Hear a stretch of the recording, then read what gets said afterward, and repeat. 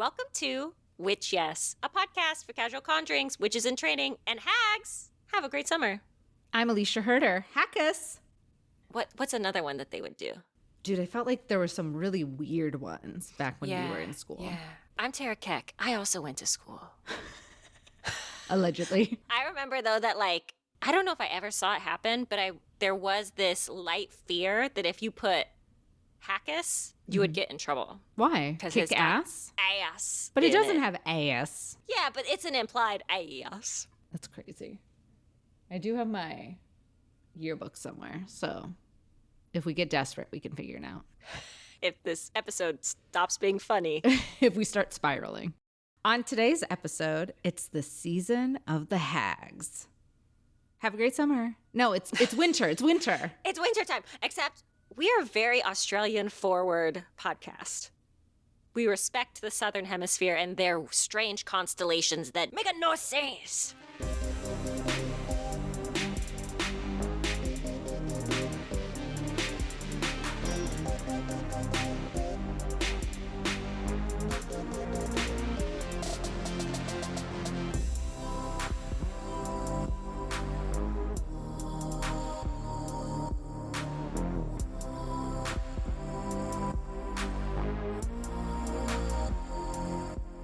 Okay, I have to tell you today, Los Angeles, ooh, you're all gonna hate me. It was 80 degrees today. I was in DC, it had snowed, it was very cold on the East Coast, and I'm like walking around, and I just felt like the sun on my bones. And then I did feel very sick, actually, and I had to go home because I think I overheated. She got heat stroke. I was like, okay, never mind. I'm going back inside where I control the temperature. Where were you? On my walk? Yeah. Oh, just right over there. Oh, the beautiful neighborhood. The neighborhood walk, you know. Keep it easy, keep it light. Today's my day off. Mm-hmm. Very chill. We're not doing anything too hardcore today.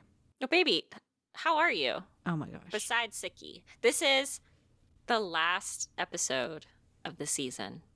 Oh, my gosh. That's We've so just crazy. been bare-knuckling, dragging our limp bodies to the end of this year. And we made it, and that's what counts. Our tummies caked with mud and bile. Ooh, bile. She says nothing. She just says bile and says nothing. Does that not happen to you in December? No, thank you. No. I mean, it's 80 degrees. I thought you had heat stroke. You said you felt sick. I did. I came back home. It was hot. How are you? I am good. So I've been working on a one-person show with my friend Sam Sheeks. She's an actress. She wants to act in this one-person show. So we've been writing. So I ordered a bunch of one-person show plays for reference. And I ordered one and, look at the cost analysis because I ordered 6 and, it adds up. And so I was like, okay, I'll go with one of these half price, older ones. It doesn't have to be totally intact. I just need to be able to read it. It's fine. And I got the play. So we're good.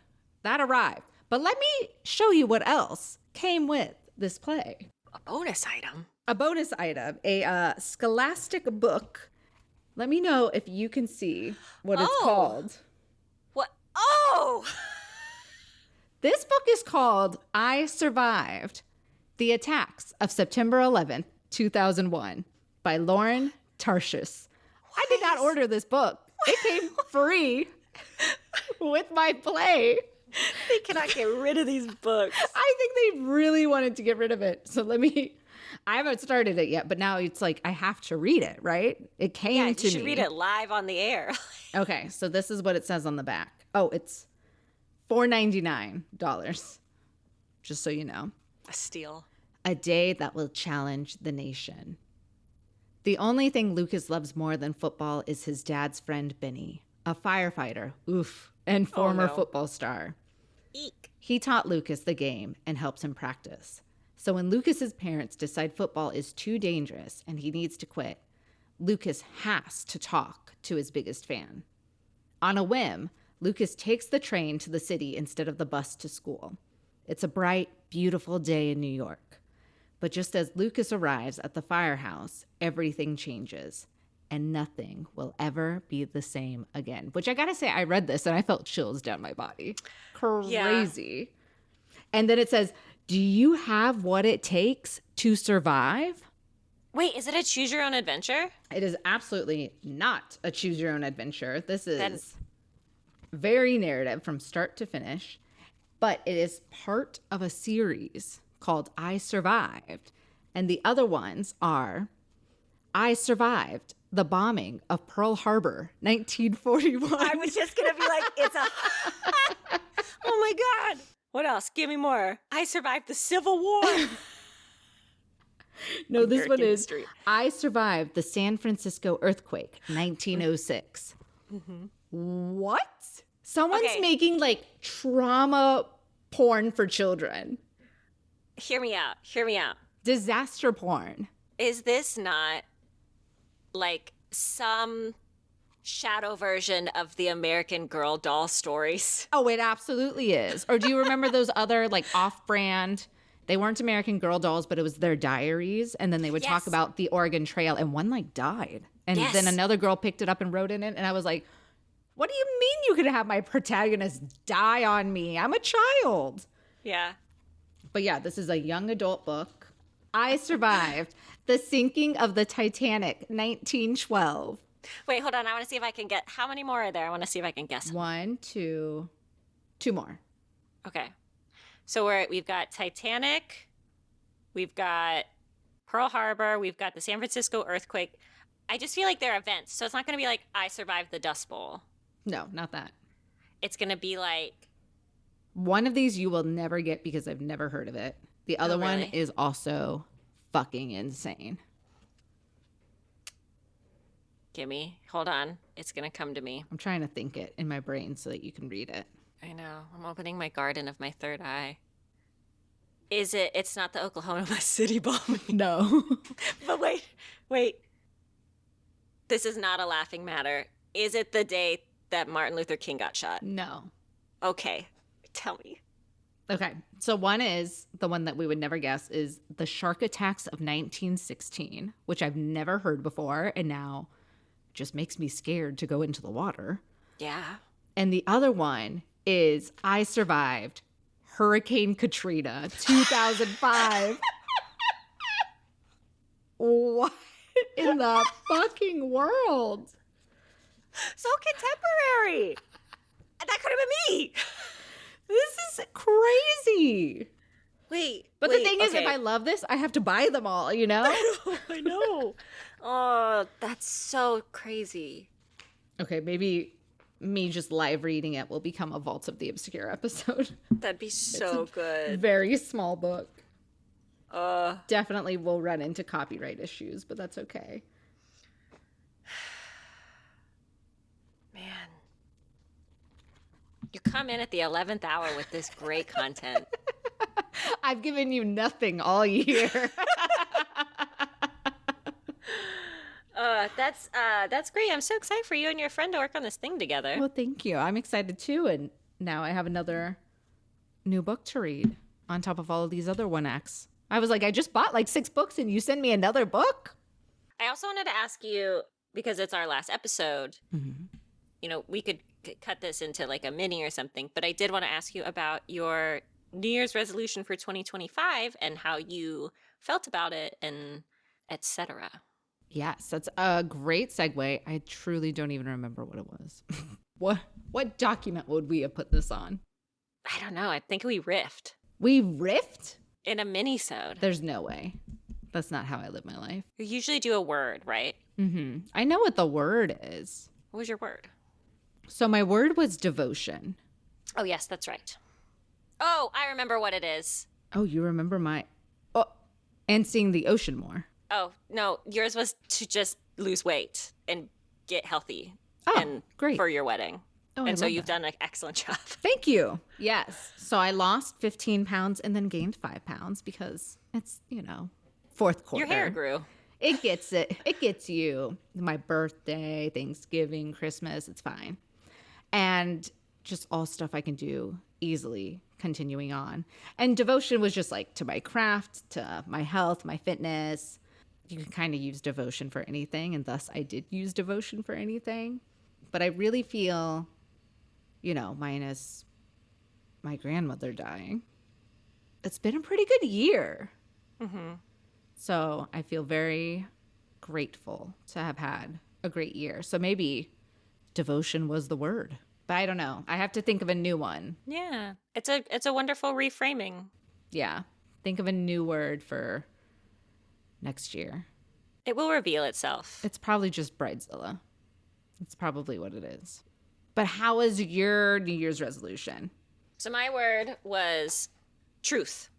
Oh. Tell the truth. All will be revealed. Yeah, there's my... Oh, you laughed at this last time, but it said truth. I mean, I love all the $100 bills on that. Yeah. And so just like being honest with myself and being honest with other people and telling the truth the first time. Ooh. Because I'm really working on my tendency to say things are okay when they're not okay and agree to things that I really don't want to agree to, which I think is it's just very natural for me and for my upbringing. But my New Year's resolution this year, as my larger resolution, was to be bored. Oh, right.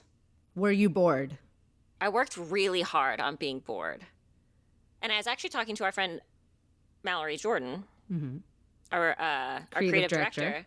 And we were having a Zoom call the other day, and she was just like, I've really recognized that, in order to be creative right now, I really have to protect space and time to be bored, to, work through all of the other coping mechanisms I use to, keep my mind busy until there's nothing left. And then I'm, languishing in boredom, and then new ideas and, creative pursuits come to mind. And I thought that was really interesting.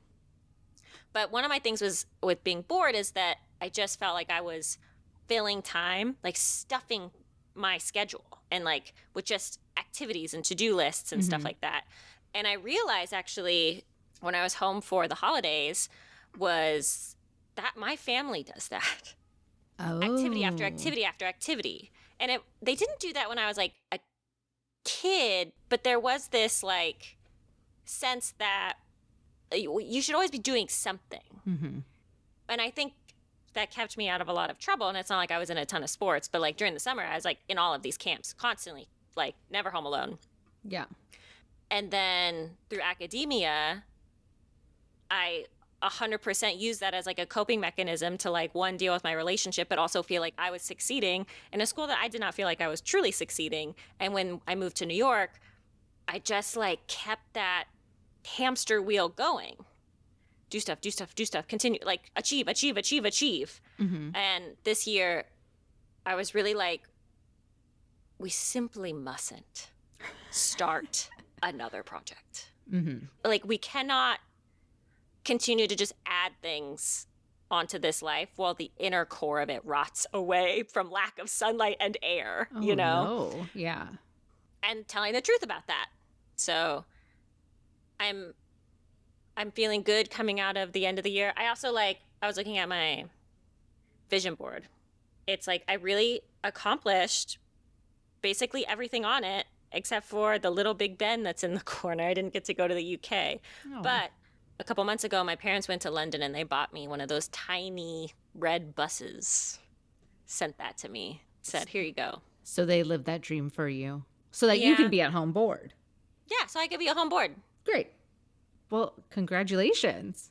Thank you so much. You're what a successful year, even though that wasn't the point. Yeah, yes, true. It's interesting. I mean, this was the year I had my first solo show in Manhattan. Woo. I got to be on several podcasts this year. I got to travel. I got to show in Los Angeles. One of the things at the bottom of my vision board is the Hollywood sign. So I got to see you. I was in Los Angeles twice this year. I know, that's crazy. I went to Art Basel. It was I was interviewed so many times. It was just a very successful, exciting year. And I'm excited for next year because I have, have things in the works, and I just have to make sure that I leave space for them. Mm-hmm. Lots of space. Lots of space so that they can come and flourish. Mm-hmm. Oh my gosh, I love that. Ah, my famous successful friend. Ah, my famous survivalist friend. Ah. I survived the attacks of September 11th. Yeah. I mean, yeah, I did. And Oh, she Indiana froze. in, what was it, 4th grade? Yes. No, 5th grade. No, you were in 4th grade. Yeah, I was like, don't age me. Sorry, I was in 5th grade, but I'm younger. Yeah, it doesn't make sense. We get it. Yeah. That's I fine. wasn't smarter. I mean, maybe back then. No. I doubt I was smarter. We were probably like equal.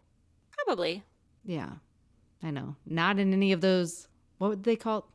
They weren't like special classes. What did they call them? Gifted. Oh, gifted. No gifted for me. Oh, my child is gifted. Where's your child now, Brenda? Yeah, I got called out of class a lot to meet with a special woman who asked me a lot of questions when I was a kid. Like, can you do fractions? We're not sure. And you're like, I mean, I don't want to, so Please I don't guess make the me. answer is no. You know who I can't say no to, though? Me? Yeah, well, you're on the list. You're at the tippy top of the list. I And know. it's problematic, actually. I'm so cute. No, it's our Patreon witches. Yay! Alicia and I are on a, like, sort of a recording, what would you call this? A relay race, like mice beneath the snow. It is like a sprint. A sprint, a rat race, really. And to finish up our Patreon episodes coming into 2026. And that's because we love them so much. We love them so much, we gift them almost 200 extra episodes. Oof. Bonus content you've never heard before. For $5 a month, you too could also be a Patreon witch and gain access to our entire back catalog. It will take you so long to get through it. But then also, Alicia and I, we're working on the podcast. We're working on our personal projects. We're working on becoming rich and famous so that we can take you all to our nice island in the Caribbean. But sometimes Alicia and I, we just simply do not have time to put stuff on the main feed. But because of that $5, the sense of duty, The sustenance of life. the ability to, if I added them all up, I could buy a latte eventually if I put it in a high-yielding savings account Oof. over a period of years. We do produce those episodes, 2 extra episodes a month, and they're not, the topics are so silly. They're great. Last time we talked about the Voynich manuscript, and next time we're going to do a 2025 roundup of witches in the news. But behind a paywall, that sound. Join our Substack. That's kind of what it feels like. Everyone's on this fucking Substack right now. I mean, how else am I supposed to know what's going on with Olivia Newsy and RFK Jr.? That's so true.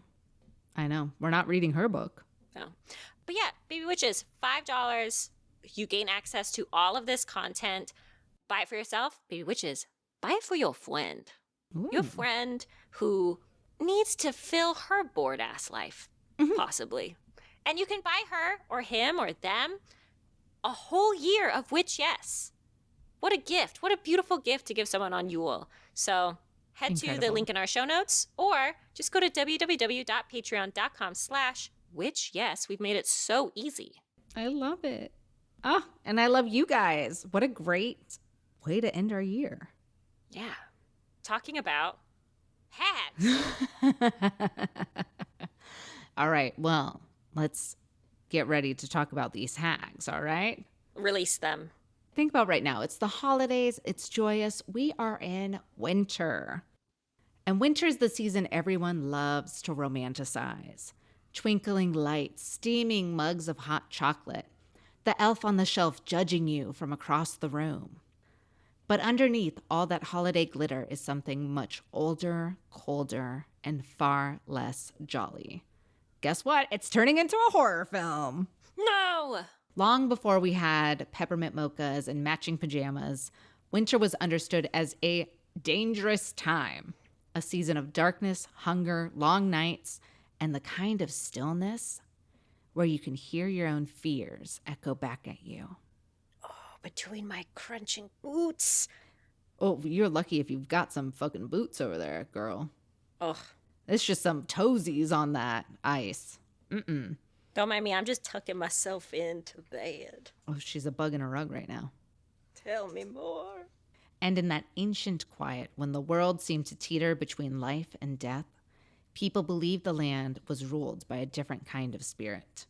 One not of warmth or cheer, not Santa, but of wisdom, wildness, and bone-deep power. Winter wasn't Santa's season. It was the season of the hag. Oh, I miss Santa. I know. When's he coming back? Not this episode. This ain't about him. When we say hag, most people picture a hunched old woman with warts, a bad attitude, and maybe a curse or two in her back pocket. But the original hag is so much more than that caricature. In folklore, the hag is the crone archetype, an ancient, powerful feminine figure who embodies winter endings, intuition, and the wisdom that comes from surviving what would have broken others. She is the storm bringer, the bone carver, the keeper of the thresholds. Bone carver? I know. You're like, not bones. No. She lives at the edge of the village, at the mouth of the forest, at the border of the worlds, where the living brushes up against the unknown. The hag isn't here to be pretty or pleasing. She's here to tell you the truth, to test you, to strip away what's weak. She's around to remind us that darkness isn't an enemy. It's the teacher of important life lessons. Terra looks actually really scared. It's the delivery is so haunting. I'm bringing it today. I'm bringing it, you guys. I'm also sitting quite prone. It's true. Which is you can't tell. Winter is the season when the world strips itself bare. Trees lose their leaves, animals vanish into burrows, and the sun retreats so early that it feels kind of personal. Everything slows, quiets, contracts. For ancient peoples, this wasn't just a weather pattern. This was life or death itself. The months between late fall and early spring were the most dangerous of the year. Food was scarce, illness was common, and the cold could kill without mercy. You got 10 toes now you have 2. Wow, I really killed all of your toes. I didn't mean to. Wait, on which, do I have at least 1 on each foot? No. You only have 2 on your right foot. God. I know. That's the winter for you. I'm never going to get to walk down the aisle. No, but I'm just going to shuffle. Yeah, just shuffle. It's fine. As long as you make it down. Slither. In that starkness, the world took on the qualities of the crone, the final stage of the life cycle. The hag is the embodiment of survival and hard-won wisdom, and winter is the season that demands both. She represents the kind of knowledge people only acquire through enduring dark nights, literally and emotionally. When the glitter of the holidays fades and the long, unbroken nights set in, people are left alone with themselves in a way they aren't during any other season. The hag rules that inner landscape. She's the guide through the psychological darkness of winter, the voice that asks, what do you really need? What must you let die? What truths are you avoiding? Winter stillness sharpens intuition, heightens dreams, which is why many cultures believed this was the most potent time for divination. Because in the hush of winter, the hag's voice becomes impossible to ignore. I'd blocking her out. I put in my headphones. La, la, la, la, la, la, la. Don't listen. Don't go towards her. Winter is also the season when the labor and knowledge of older women historically mattered most. Before industrial heating and grocery stores, survival depended on hearth keepers, the people who knew how to ration food, mend clothing, store root vegetables, brew medicine, and keep fires alive through long nights. And these were usually older women, and their skills were life-saving. They were the guardians of warmth and nourishment, the ones who understood the rhythms of the land and the body. Winter elevated them to positions of quiet authority. And it's no wonder that folklore cast the season's power in their image. The hag became winter incarnate, harsh when she needed to be, yet generous when respected, and above all else, entirely necessary. So we're going to talk about a few hags on this episode. So the first one is from Scotland and Ireland, and she is called the Cailleach. There's like a h at the end. Oh, huh. There's And I'm sure I will say it wrong, but there's like, Grandma heard her. Good thing she didn't take Irish. Cailleach, something like that. But she is the oldest winter witch in the Celtic world. So old, in fact, that some traditions say she predates the gods themselves. That's her roast. That's when they go up to RuPaul and they're like, RuPaul's so old. Yeah. She predates the How old gods. is she? How old? Her name simply means the veiled one or the old woman, but that truly simplifies her authority. The Cailleach is a giantess with blue skin, white hair like frozen waterfalls, and a single eye blazing like the low winter sun. Did you expect her to be blue? Woman. Oh, I'm blue dubba dee dubba die. It all comes back. She was prophesied. That's only funny if you follow the Patreon. I hope we saved that bit. She strides across Scotland and Ireland as both creator and destroyer, shaping the land itself. Mountains fall from her apron. Valleys appear where she strikes the earth with her staff. She's the winter's architect, not just a figure who survives the season, but she is the one who makes it. As Queen of Winter, the Cailleach is responsible for the bitter cold, the howling winds, and the frost that seizes the land. In stories, she carries a hammer or a staff that freezes everything it touches, which is so cool. Think if she has this hammer and she brings it down and then suddenly it's like ice right there. Yeah, fucking bong. Oh, so cool. And it's just covered. Ooh. Elsa, who? Elsa, who? When she washes her plaid cloak in the whirlpool of the Corrie Vrecken, that's just a water. The water turns white with foam, signaling the first snow of winter. What, you like that? The Corrie Vrecken? That's just water. Just a water. That's just a water. Wherever she travels, storms follow. Yet she's not merely destructive. Her power ensures that the land rests. The Cailleach forces the world into stillness so that spring has something to return to. Without her, there would be no cycle, no renewal, no rebirth. She is winter's necessary cruelty. Legend gives her a cyclical story too. On Samhain, she rises in full strength, ushering in the dark half of the year.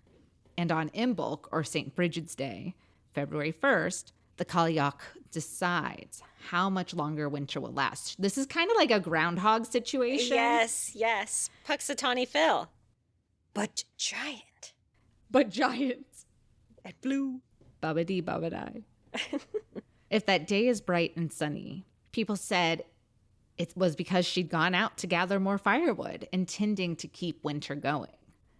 But if the day was stormy, it meant she'd overslept and that spring would come sooner. Truly, like Puxatawny Phil. Same rules. That's so interesting.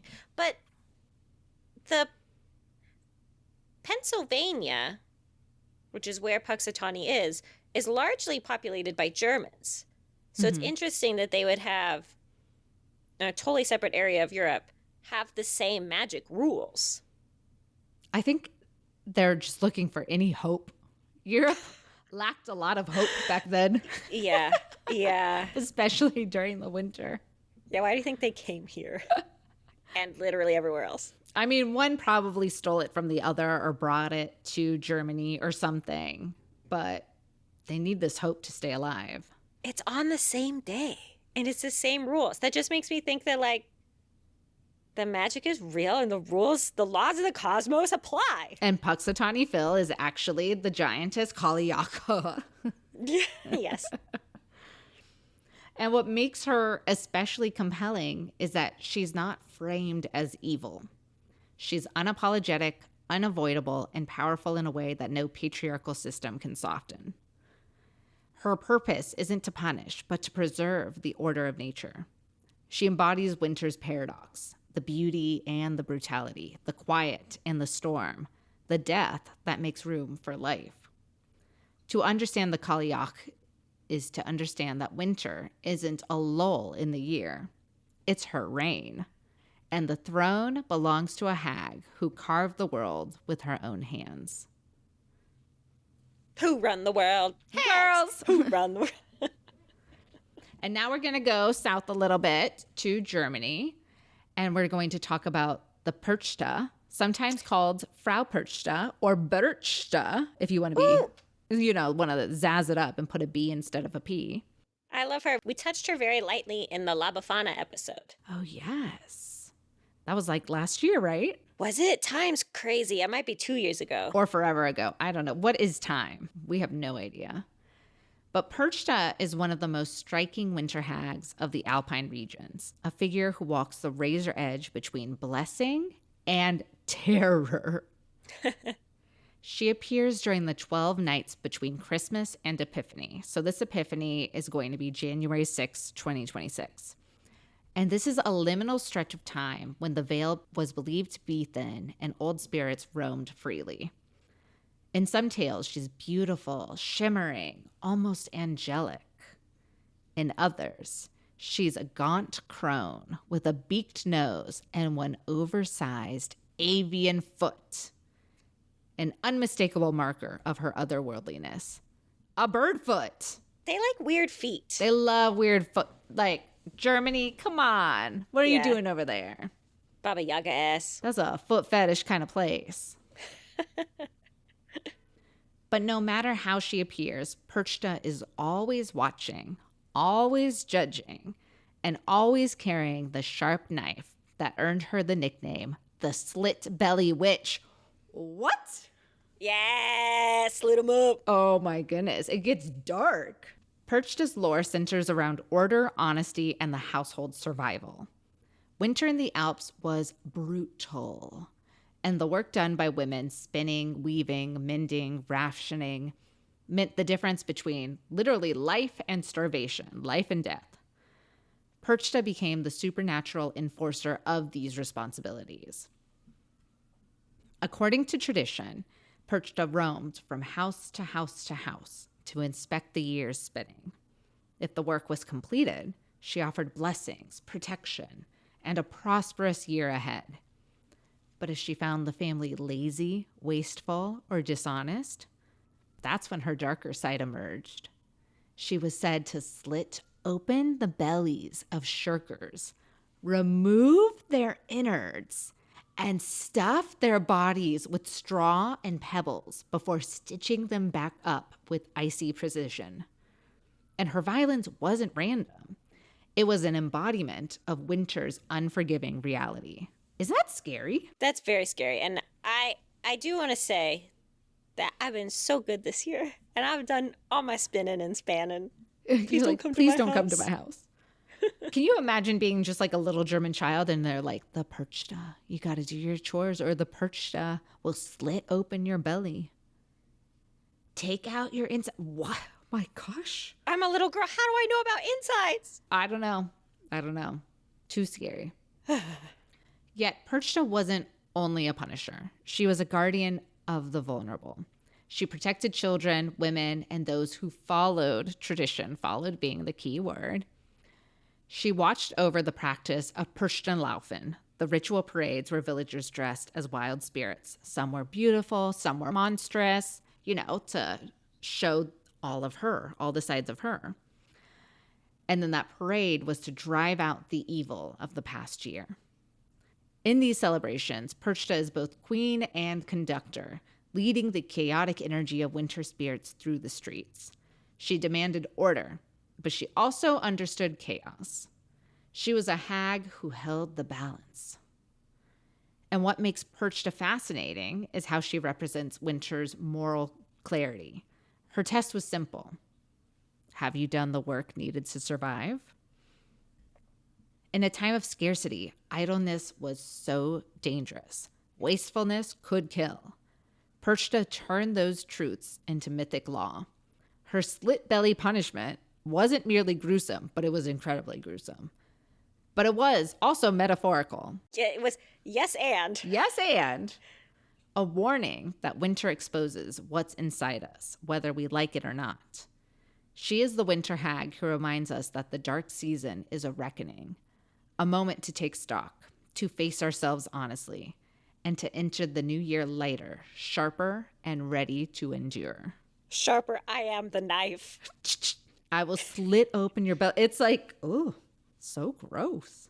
Really visceral. Perched, not a woman I want to see late at night. So listening to all of that, it really is interesting to me. The archetype of the hag is really consistent in Europe. Yeah. So I'm going to tell you the story of Frau Holly. Oh, another Frau. I want you to understand this in the context of a larger echo of this person that we've kind of assigned these roles to. So let me tell you a story. Oh, please tell us. Once upon a time, there was a widow with 2 daughters. The widow's stepdaughter was beautiful and kind, hardworking and smart. And the widow's biological daughter was homely and cruel, lazy and dumb.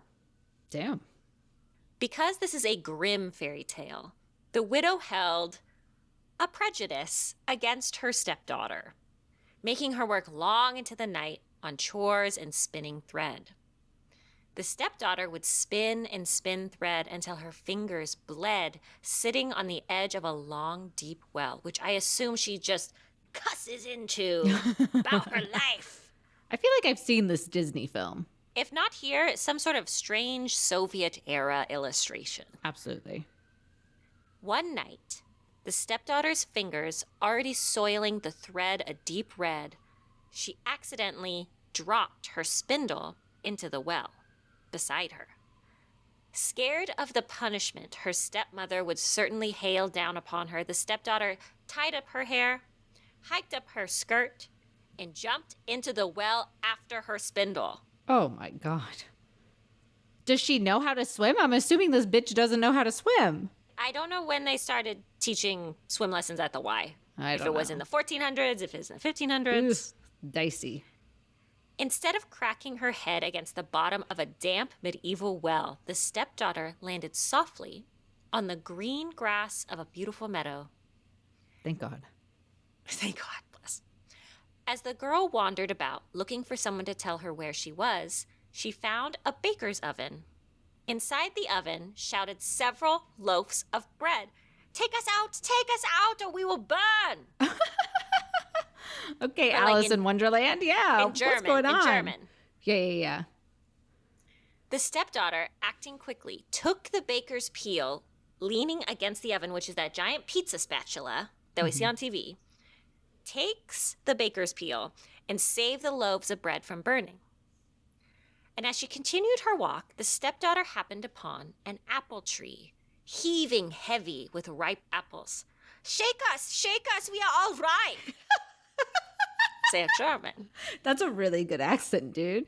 Thank you. The stepdaughter quickly shook and shook the tree until not one apple was left in the tree and continued on her travels. Finally, she came upon a small cottage, and peering inside, the stepdaughter stood back with fright, seeing an old woman with enormous teeth. Ooh. Noticing the young stepdaughter, the old woman cooed to her, "Do not be afraid, dear child. Stay with me and help with the housework, and things will go well. Only take care to make my bed well, and shake it thoroughly every morning, so that the feathers fly. For then it will snow in the world above, for I am Frau Holly." I know, shocking. That she can talk between those enormous teeth. Oh my goodness. The stepdaughter agreed to stay with Frau Holly and worked diligently for some time, keeping the house in order and the feathers flying. But after some time, she became homesick. She asked Frau Holly if she could return, and smiling, her wish was granted. Frau Holly took the girl by the hand and led her to an enormous gate. And as it opened, a cascade of gold poured down upon the stepdaughter, sticking to her dress and her hair and her hands until she was covered. "This is your reward for your diligence," whispered Frau Holly. And then she was gone. Okay, so not like slave labor. Like she actually got paid. We love this. Yeah, they liked each other. The story is very much like Frau Holly and this stepdaughter were living a pleasant life, and it was truly that the stepdaughter was like, I think I'm ready to go home. Frau Holly was like, it's very like Zaniba from Spirited Away. Spirited Away. The stepmother, upon seeing the child return with riches, wanted the same for her daughter, who, if you remember, is canonically ugly. Busted even. Yeah. So she sends her daughter to the well to spin until her fingers bled, but the lazy girl instead pricked her fingers with thorns to trick the well, tossing herself and the spindle inside. She too landed upon the same soft meadow. Okay, so far, so good. Yeah, safe. But as she made her way to Frau Holly's house, she ignored the burning loaves of bread and the heavy branches of the apple tree. Wait. Please do the breads. And they're like dying. Oh, so nice. I'm burning my little legs. No. No, help me. I beg of you. More whimpering than I thought there would be. I think I am okay. No, I'm burning. Oh my God. Frau Holly took her in, but the child was lazy. Yeah, I mean, we know this. She slept late into the afternoon, half made the bed, and let the feathers clump so that no snow fell in the world above. After only a few days, Frau Holly dismissed her, telling her that she could return home, and delighted, the lazy girl ran to the gate, expecting riches. But as Frau Holly opened the gate, only a shower of black tar fell upon the child, covering her in the sticky, oily pitch. Ew. This is your reward for your laziness, whispered Frau Holly, and she disappeared. Ooh, that's cool. So this is the story of Frau Holly as told by the Brothers Grimm, which is why it has this distinct German work ethic or punishment tale that we are also obsessed with, apparently. The Germans love to work. They love to work, and if you don't work, you're bad. Many researchers believe that Holly is a surviving echo of a pre-Christian goddess in central and northern Germany. In fact, Perchta, which Alicia just talked about, is sometimes seen as her alpine sister. Oh, two sisters. Two sisters in the world, in the winters. We like to... In Deutschland. In Deutschland, we like to be kind of sexy in our little tiny bikinis. And we punish children. Her name, Holly, comes from the root word hold, which means kindness and benevolence. When Holly shakes her bedding, the feathers fly out her window and become snow in the overworld, which means Holly lives in the underworld. Crazy. Which is associated with, of course, spirits and treasure chests, whatever we put down there. Holly is associated specifically with the spirits of past or unborn children, which they call Hollekinder, and they live inside her mountain called Holleberg. Oh. Isn't that kind of cute? That's very cute. Frau Holly is very concerned with labor, as we are learning all these old bitches are. They're old, but they want to see you working like how they used to work. Yeah. Truth be told, life was so much harder. They had to walk uphill both ways. She likes order. She likes it tidy. She likes to go to bed with a clean sink. And who doesn't? But she doesn't really care about good and evil. She rewards hard work and preparedness and punishes laziness and neglect. Any questions about this Frau? Well, it seems like I like the gray area where you could be an evil person, but if you did the work, you could still be rewarded. It's very interesting. Very German. Yeah. Because it wasn't like she likes beautiful people versus ugly people. No. Or smart people versus dumb people. Yeah. Good people versus bad people. It's truly, if showing up is half the work. Yeah. Dang. And then doing the work well is the other half of the work. Yes. But let's talk about a real troll. Ooh. Grilla, the man-eater of Iceland. Oh my God, my favorite Hilda episode. Really? I love that one so much. The earliest mention of Grilla comes to us from the 1200s, but her roots speak of something far more ancient. Grilla meaning growler or ogress, and she resides in the lava caves of Dimimurgir. Okay, Borgir, Muborgir, Dimumborgir. I have no idea. Iceland? You need to come up with some acronyms, if you could. But this is a volcanic labyrinth whose jagged black rock formations already look like some kind of demon cathedral. If you look up images of this thing, they're like these creepy, craggly black rocks sticking up out of nothingness. Ooh. Descriptions of Grilla vary widely, but include 13 tails. It's a lot of tails. And where does she keep them? Yeah. Hooves for feet. Okay. A tangled mass of heads. 1 head per tail. No less than 150, but no more than 300 eyes. Ew. Ears dangling to her shoulders. Ooh. A beard. Why not? And a nose long enough to stir soup. Would the soup go up her nose? Or I is it don't just know. the pointy part? Yeah, I don't know if it's like she's got long nostrils. This seems like it's important information. Hold on, let me go back to the internet. We're going to have to go to Iceland and find out. I heard the water's stinky. In Iceland? Yeah. That makes sense with the volcano. Yeah, I heard it smells and tastes like eggs. Ugh, Marcel's going to hate that. Yeah. It's his Oops. least favorite thing. Eggs? When water smells bad. He complained about the water smelling bad at my mom's house because they have yeah. the well water. Mm-hmm. Sorry, baby. Bummer. Sacrifice. But one constant motif remains. Grilla carries a massive sack for children. And this isn't a kidnap and return situation. This is a cook and chop and steam and boil and smash and eat scenario. Oh, no. All right. Breaking news. Winter is kind of bad in Iceland. God, not so good. Okay. It's cold. It's dark. Now we have learned that it's stinky. The roads are not good. And in the pre-modern era, food was scarce. When you go to Iceland, you will see that there are no trees. The people only eat fish and maybe pig. Ooh. There's just Not a lot of vegetables. not a lot of vegetables. I'd probably even say maybe not a lot of grain. And when hunger is its strongest, so is Grilla. Grilla emerges from her cave at Yule, looking for misbehaving children to feel her belly.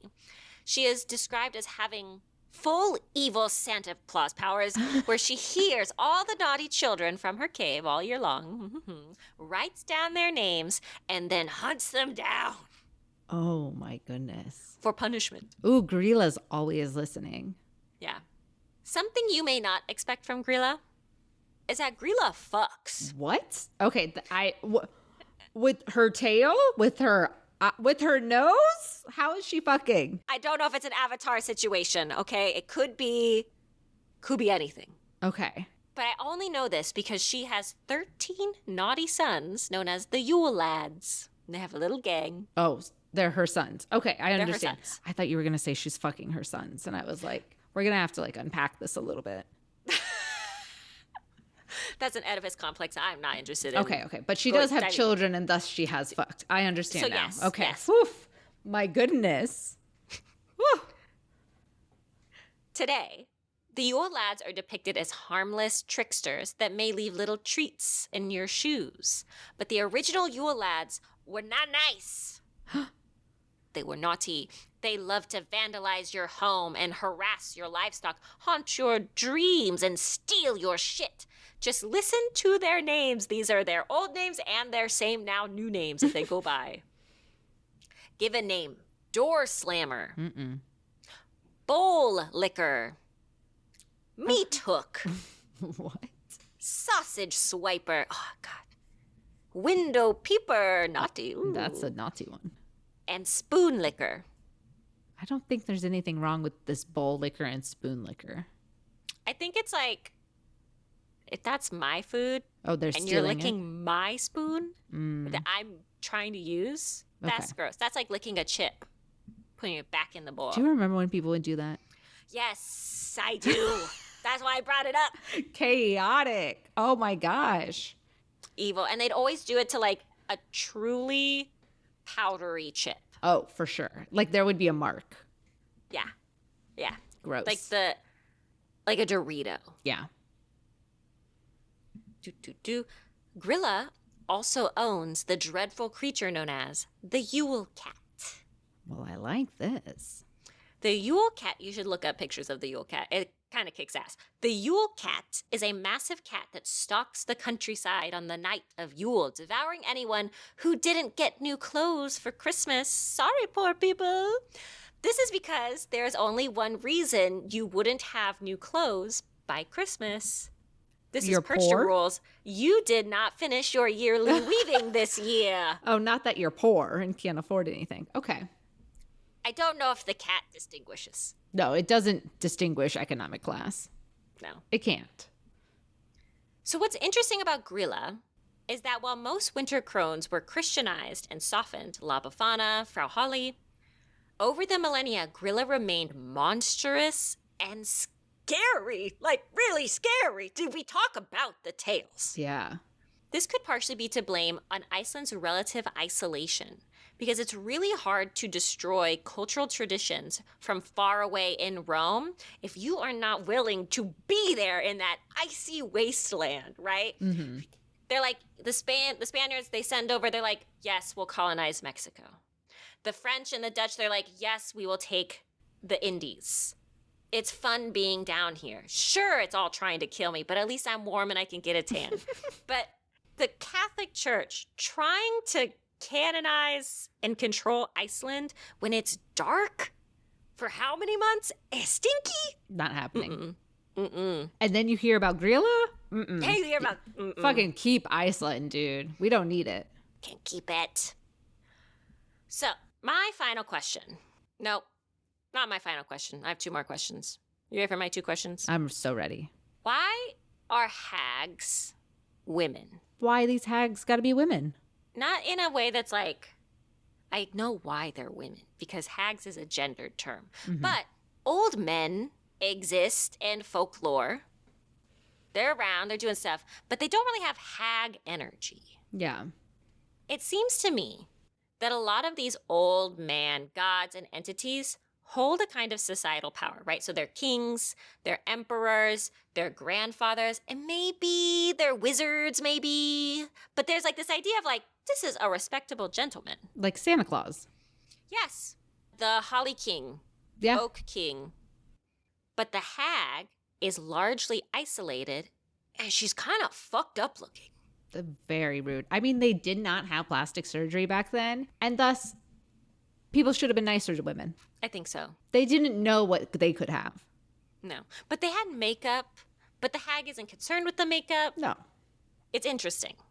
So I have some theories. Please tell us. In pre-industrial Europe, a woman past childbearing age often lost her defined social role. So it's either hottie I can fuck or hottie who is a mom, Absolutely. right? Yep. Folklorists like Marina Warner and historians like Lyndall Roper pointed out that men's societal power increases with age. They're wise, distinguished. But women's social power decreases with age. I would say everybody hates little girls. Everybody hates teenage girls. Everybody wants to fuck a 19-year-old. And then they hit 25 and the women just like are told that they're ancient immediately. It's weird. This created a cultural anxiety around older women who are not 25, they're not even 35. Jesus Christ, they're not even 45. But they've lived outside these patriarchal roles because they're widows, they're spinsters, or they're lesbians. And these women became the prototypes for witches and hags. So it's very misogynistic. It's if I can't fuck it and don't want to fuck it, it is useless to me, says 73-year-old UNC football coach Bill Belichick. Ew. That's for the sports witches. Deep cut. Deep cut sports witch. I married a jock, so what? Now, Coming up from behind, we also have the influence of Christian propaganda. So before widespread literacy, the church produced media called heresiographs, one of my personal niche interests. Even if you can't read, you need to know what sin looks like so you can avoid it. So they made little picture books. That's nice. Heresiographs were a major way that the archetypes for witchcraft accusations were spread among the populace, and the church used ugliness as a way to visually signify sin, moral decay, evil, corruption, and just general witchcraft, Satanism. And this wasn't applied equally. Want to know why? Women's bodies were just more heavily moralized, so female monstrousness became exaggerated. When you look at pictures of male witches in these heresiographs, they just kind of look like guys. But these women, it's a saggy boobs and a big nose, and it's very unsettling. Oh, interesting. Now come even further down the rabbit hole with me, because why women, why? Old men exist. I just don't understand. Ugly old men exist, and they're crazy, just as poor. Mm-hmm. And this is how I came across Patricia Linsot's research on the Banshee. So the Banshee is not a winter hag, okay? Mm-hmm. But it is an Irish death spirit. And Linsot asked the same question. Why is the Banshee a woman instead of a man or an animal or some kind of ungendered spirit? And that is because old women were the face of grief and death. Why? Sheer numbers. There are more old women than old men. It is now, and it has always been so. That's crazy. Isn't that crazy? These old men just be dying. They be dying. Women stick around. The same numbers show up in Patricia Crawford and Sarah Mendelssohn's quote book, Women in Early Modern Europe. Older women lived longer than men in many communities, so elderly women appeared more frequently as widows, as beggars, as outcasts. Aww. Historically, widowhood was a major cause of poverty among women. Oh, that's so sad. That's fucking awful. Yeah, you lose your husband and now you're on the street. And no one wants to take care of you. They're not going to remarry you because you're old now. Yeah. But your children have their own lives. It's the very classic forgetting our elders. Yeah. And there's no old folks home. Mm-mm. There's nowhere to put them. Yeah. So what we're seeing is the cultural memory of our ancestors' lived experience that there were all of these old women who are disheveled and hungry and fucking pissed, and they live on the edges of society because that is where we put things we do not like to look at. And why do we not like to look at them? Because they remind us of death. And that is what winter is. It is when we meet death every year, and she is a woman. Death would be a woman. Okay, now here's truly my final thought, which is, how do we look at winter as this crone season today? What's the contemporary or recent historical trajectory of this idea? Baby witches, you're going to hate this. Even though so much of the mythology that we study easily falls into the framework of the triple goddess maiden mother crone, that word, that triad, was coined by Robert Graves' The White Goddess, a poetic, semi-mythical work from 1948. That's it? That's it. It's Wow. so recent. So what has happened is that it is a contemporary or recent modern idea that we projected onto the past because it makes sense. Yeah. It makes sense. It is not historically pagan, but modern Wiccans and feminist witches have adopted it, and I think that's just as valid. Mm-hmm. Gerald Gardner formalized it in his Wheel of the Year in the 1960s. And then in the 1970s, the idea that the seasons of Samhain and Yule are the season of the crone was solidified. Feminist spirituality of the 1970s and 80s elevated the crone to reclaim socially rejected topics like menopause, aging, female autonomy, and one's goddess-given right to be a weird lady. And this takes us to today, where I sort of riffed this, and so it's really just my personal feelings. I feel like Western women are largely divided on their future roles as the crone. Okay. The media and capitalist propaganda have really invested a lot of American dollars in a youth-centric value system, which is good for business because it is entirely unattainable. It is sand through your fingers, baby witches. And they hate this healthy aging movement that decentralizes youth and white supremacist beauty standards. That makes sense. Online creators like Heidi Clements are taking back the narrative around their bodies and their roles in society that life gets better in your 50s and your 60s into your 70s. I also think of Shelly, quote, a good witch official on Instagram, who smokes weed and pulls tarot on live. I will say, truly no shade, her recent videos for the past year have been a little fortune cookie-esque, but I still stan her.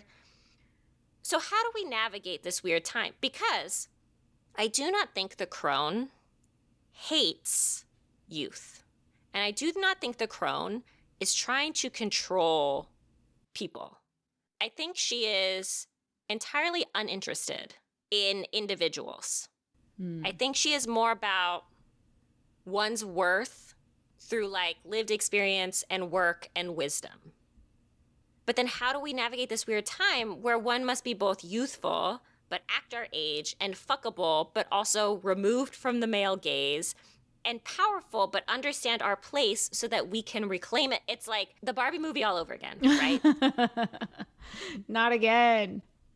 I submit to you the task to embrace your inner hag. All right, let's do it. Number one, the hag, she is scary. It is time for you to get a little fucking scary, baby witch. Scare it up. With my tails. With your tails, with your, 300 eyes. I don't know what that means for you, but I think that when I say that, something comes to mind. Am I wrong? Not wrong. The hag, you know what else she does? What'd she do? She eats. Oof, yes. Baby witch, it is time for you to fucking feed your beautiful body the shit that nourishes it. And then also maybe naughty stuff. Just eat, girl. It's good for you. Food's good. Food's delicious. It's cold outside. You need the extra padding. Number 3, the hag, she loves her home or her cave or whatever weird place that she hangs out all day. Where is your home, baby witch? Is your home a place? Is it a person, a community, a secret small place within you?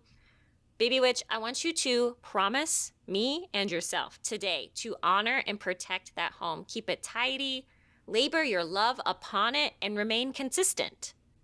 And finally, the hag, winter is her playground. It is a deeply unsatisfying task to tell you how to feel and what to think.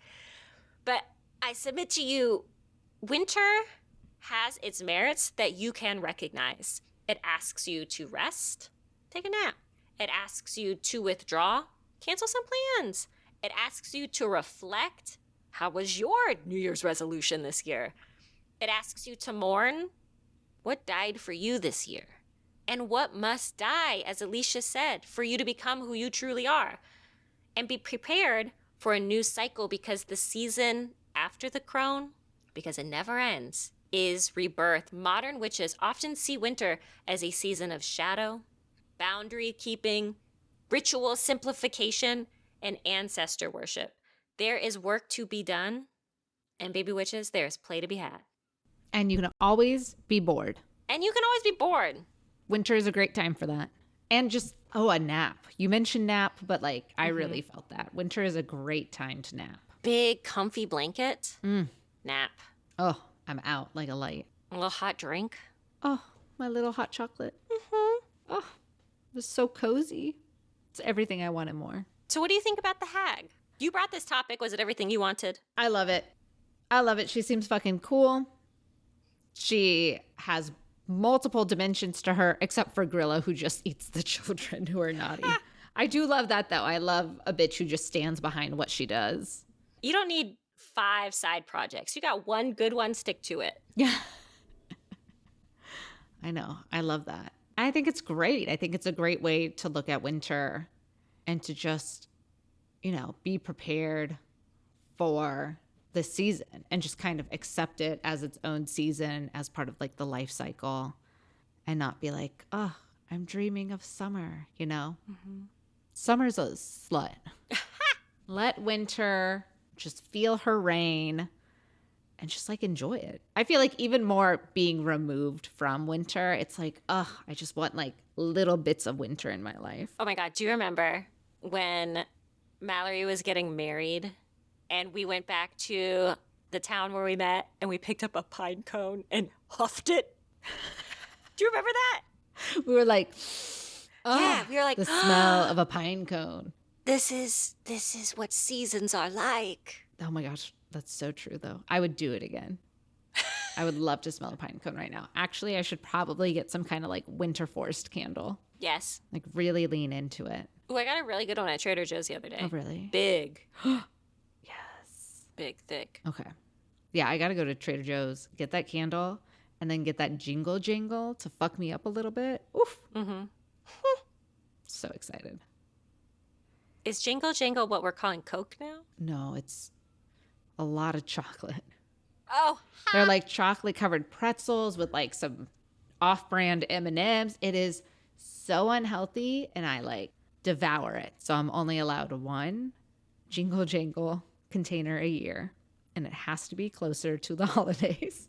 Yeah. Because I'm just going to eat it. Delicious, delicious, delicious. And then on the other side of that, you got to get back to bridal boot camp. Yeah. I imagine it's when you get too small of a popcorn bag and you've already eaten it before the previews are over. And then you're like, I'm so sad. Yeah. I want more. I miss her. But I shouldn't have any more. No, but I love the hag. I think this was great. And I love like ending on a wintry kind of episode. Agree. You know who else I love? Ooh. The same people you love. Tell us. Oh my gosh. I love Marcel Perez, our producer. I love Mallory Jordan, our creative director.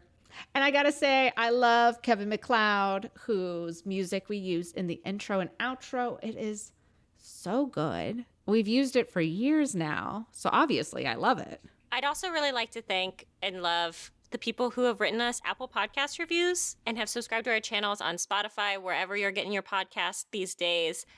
Did you know that you can attach your Patreon to your Spotify? That's crazy. I know that we're feeling weird about Spotify right now, but if you haven't gotten rid of it yet, we're there. Yeah. Head over to Apple Podcasts, give us 5 stars. It really helps. Alicia and I, this is a labor of love. We don't run advertisements. We just do it because we like hanging out and we like you. So tell your friends about it. Yeah. And if you love me, Alicia, I'm on Instagram at Alicia.Herder.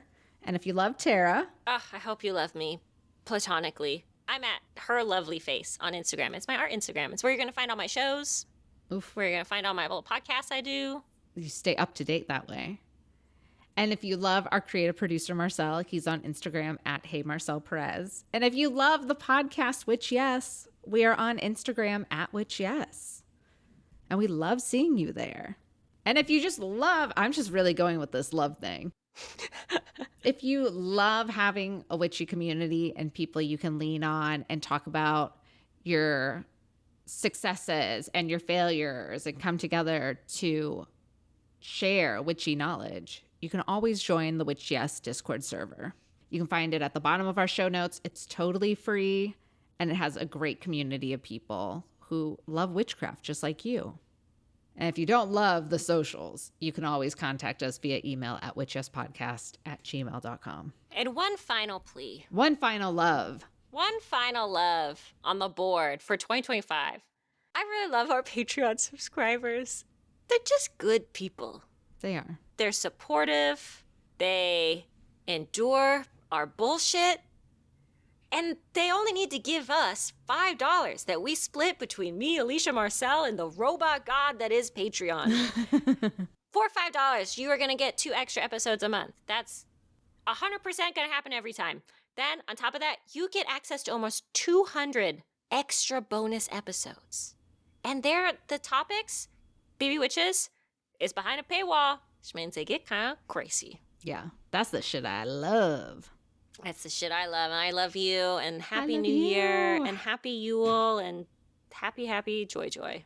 Oh, amazing. I guess that means, for one final time, this year, this has been... Witch Yes.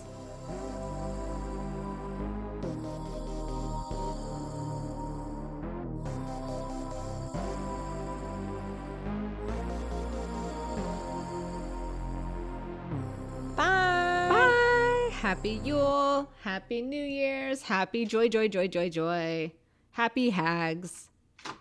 HAGS. What the hell? Oh. What? I listened to the whole thing. We did it. We did it. I listened to the whole Yeah! We did it. Woof. It's the best podcast he's ever heard. Okay, bye.